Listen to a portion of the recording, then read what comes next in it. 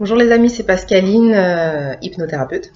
Je voulais faire un petit point aujourd'hui sur l'hypnose. Ça fait longtemps qu'on n'a pas parlé d'hypnose. Parce que j'ai rencontré une charmante jeune femme avant Noël dans un magasin et bien sûr comme l'hypnose ça ne m'intéresse pas. On a beaucoup parlé d'hypnose et de sa première séance à elle. Ce qui m'a surpris, c'est que elle a fait une séance un peu lambda, c'est-à-dire que l'hypnothérapeute, il la connaissait pas trop, donc il lui a dit bon, on va faire une séance comme ça pour commencer un peu dans le tas, quoi. Euh, voilà, ce que je voulais vous dire, c'est qu'en fait, on fait en tant qu'hypnothérapeute, on apprend à connaître la personne qu'on a en face de soi et à vraiment décortiquer son objectif. Et c'est à nous de savoir ce qu'on va faire parce que on peut faire une séance d'hypnose qui peut être gagnante sur une séance. On va pas perdre une séance à essayer de savoir, justement à ne pas essayer de savoir qui vous êtes et à toper pile poil sur le bon, sur la bonne technique qui sera bénéfique pour vous. Euh, voilà, c'est ça que je voulais vous dire en fait, c'est que voilà, ce qui m'a surpris, c'est de qu'un hypnothérapeute puisse accueillir des gens comme ça et se dire bon bah on verra bien ce que ça donne, je vous connais pas donc je fais une technique bateau et donc il faudra une deuxième séance forcément puisque là on a traité un peu dans le vide. Donc c'est dommage parce que vraiment ce qu'on fait pendant une première séance c'est hyper important. Ça s'appelle une anamnèse, une détermination d'objectifs. On essaye de casser des croyances, on essaye, enfin des croyances limitantes. Je vous ai déjà parlé des croyances limitantes, c'est important. De chercher des loyautés, de chercher des dates anniversaires, de chercher des blessures d'enfance, des choses comme ça pour pouvoir se dire à la fin de cette anamnèse et de cette détermination d'objectif, voilà, on va taper exactement là. Et ça, je trouve que c'était important.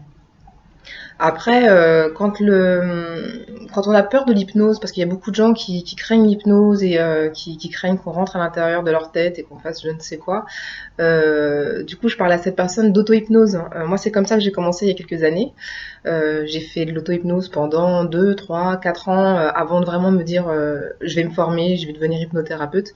Et donc, du coup, c'est sans danger puisque c'est vous qui rentrez à l'intérieur de votre tête et vous y faites ce que vous voulez. Vous pouvez y faire un petit peu de dégâts, mais bon, en général, enfin, c'est vraiment, enfin, vous risquez pas grand-chose à faire de l'auto-hypnose. Et cette personne m'a dit, je pensais que l'auto-hypnose, enfin, pour faire de l'hypnose sur quelqu'un, il fallait avoir un don. Donc non, il ne faut absolument pas avoir de don. Il suffit de le travailler. L'hypnose, c'est un phénomène naturel.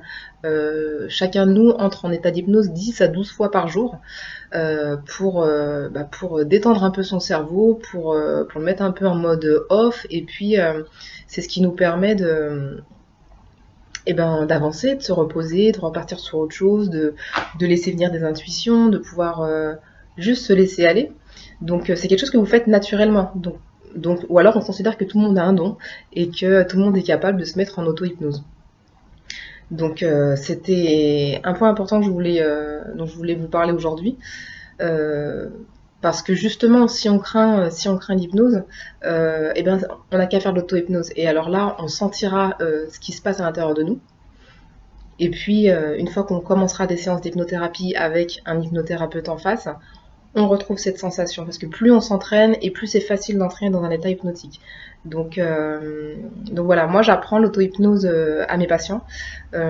Ça permet de rentrer plus facilement en état d'hypnose. Ça permet de travailler chez soi, seul aussi, sur des objectifs qui sont peut-être pas forcément atteints complètement lors de la séance. Et je trouve que c'est vraiment intéressant. Donc voilà, c'est ce que je voulais vous dire aujourd'hui. Donc non, il ne faut pas de don. Même Mesmer n'a pas de don. Il est juste très fort, très bien calé. Il a beaucoup d'expérience. Donc il ne faut pas de don. Et vous êtes tous capables de faire de l'auto-hypnose. C'est ce que je vais essayer de démontrer sur un cours que je vais faire la semaine prochaine pour des étudiants. Pour qu'ils apprennent l'auto-hypnose, pour qu'ils puissent apprendre à leurs patients également à faire de l'auto-hypnose et à gérer leur douleur, par exemple. Voilà. Je vous souhaite une bonne après-midi et je vous dis à très très bientôt. Au revoir.